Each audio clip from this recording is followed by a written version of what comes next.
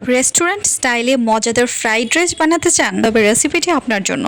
প্রথমে আমরা পানি নিয়ে নিব। পানি যখন ফুটতে শুরু করবে আমরা পোলাওর চাল দিয়ে দিব। পোলাওর চাল দেওয়ার পর খেয়াল রাখতে হবে 80% যখন হবে তখন যেন আমরা চালটি নামিয়ে ফেলি, এবং যখন নামাবো তখন অবশ্যই ঠান্ডা পানি দিয়ে একটু ধুয়ে নিব এবং কোনো বাতাসের নিচে রেখে দিব। এরপর আমরা সবজি হিসেবে নিয়েছি গাজর, বরবটি আর পেঁপে। আপনার কাছে ক্যাপসিকাম বা অন্য কোনো সবজি থাকলে সেটা নিতে পারেন। আর আমি চিকেনগুলো হচ্ছে অল্প অল্প ছোট ছোট করে কেটে নিয়েছি এবং সেটা ময়দার মধ্যে হালকা কোট করে ভেজে নিচ্ছি। এটা আমি রাইসের মধ্যে দিব, এতে করে একটু ক্রিস্পি লাগে, খাইতে অনেক মজা লাগে। আপনাদের যেভাবে পছন্দ সেভাবে দিতে পারেন। চাইলে হচ্ছে আপনারা আটার ময়ান ছাড়াও দিতে পারেন, তবে আমার কাছে মনে হয় এরকম করে দিলে ভালো। আর যে এখানে ফ্রাই করছি চিকেন, কেউ যদি চিকেন ফ্রাইয়ের রেসিপি চান তাহলে আমি দেবো, কমেন্ট করে জানাবেন। এবং সাথে নিয়ে নিয়েছি পেঁয়াজ, রসুন, আদা কুচি করে নিয়েছি।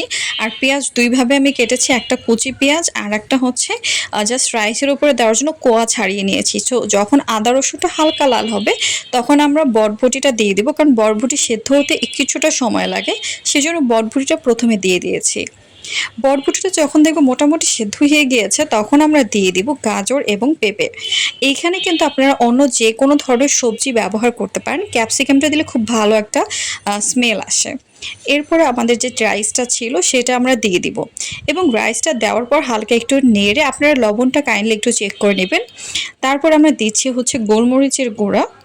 গোলমরিচের গুঁড়া দেওয়ার পর আমরা অ্যাড করব হলো, আমি মরিচ কুচি করে কেটে নিয়েছিলাম, পেঁয়াজ রাখা ছিল, মরিচ কুচি, পেঁয়াজ কুচি দিয়ে দিয়েছি। এবং এই মুহূর্তে কিছুটা রাইসের সাথে এটা মিক্সড করে নিতে হবে। এরপরে দিয়ে দিচ্ছি সয়া সস, আপনারা টেস্ট অনুযায়ী দিবেন। আর একটা কথা খেয়াল রাখবেন, সয়া সসে কিন্তু লবণ থাকে, সেজন্য লবণটা একটু পরে দেওয়ার চেষ্টা করবেন, বা অল্প দিলেও অল্প দিবেন। এই মুহূর্তে আমরা হচ্ছে ডিম 2টা নিয়েছি এখানে, আপনারা চাইলে 4টা নিতে পারেন, বা ডিপেন্ড করে আপনি কতখানি ডিম নেবেন সেটার উপরে। তো ডিমটা হচ্ছে স্ক্রাম্বল করে নিচ্ছি। স্ক্রাম্বল করে নিয়ে ডিমটা আমি এই মুহূর্তেই রাইসের সাথে হচ্ছে মিক্স করে মুরগির যে মাংসগুলো ভেজে রেখেছিলাম সেটাও মিক্স করে দেব। এইভাবে আপনারা একবার রান্না করে দেখবেন, জাস্ট এত বেশি মজা হবে, মানে রেস্টুরেন্ট ফেল। লাস্টে আপনারা ঘি দিয়ে দিবেন, জাস্ট অসাধারণ। ট্রাই করে অবশ্যই জানাবেন।